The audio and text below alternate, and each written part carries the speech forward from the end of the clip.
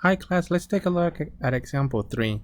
And by looking at example 3, we actually don't need the integral formula, but I think the intention of this problem is just for us to confirm the results that we've had in the past. So if you have, let me just let f of x is equal to x, well, we're talking about the x function going in this direction. Oh, shit. So we're talking about the function going in this direction, and then we're looking at, well, from 0 to 1. So technically this is 1, that's going to be 1. We're just looking at this actual line segment, and well, if you make a right triangle and this is one, that's 1, its hypotenuse has to be the square root of 2. But let's actually use the formula and confirm that result. So in this case, well, f of x is equal to x, then f prime of x is equal to 1.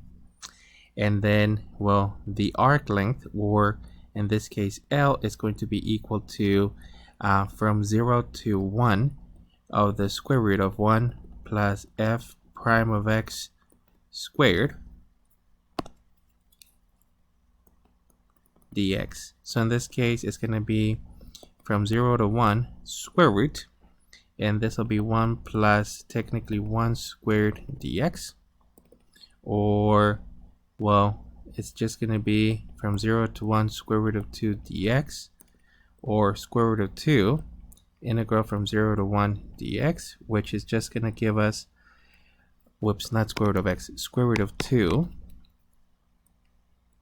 times technically x evaluated from 0 to 1, which is just going to give us square root of 2 times 1 minus 0, or square root of 2. So this is just square root of 2 units. That's a decimal approximation, 1.41.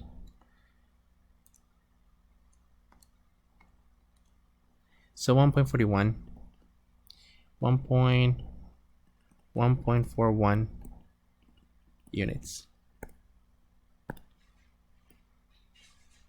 And that was it for this one. Like I said, they just want us to, oh, and this is supposed to be at 90.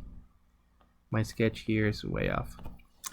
They just want us to confirm that, well, what we already knew, except that here obviously it's way too much work to do the integral when we could have actually calculated that by creating a right triangle.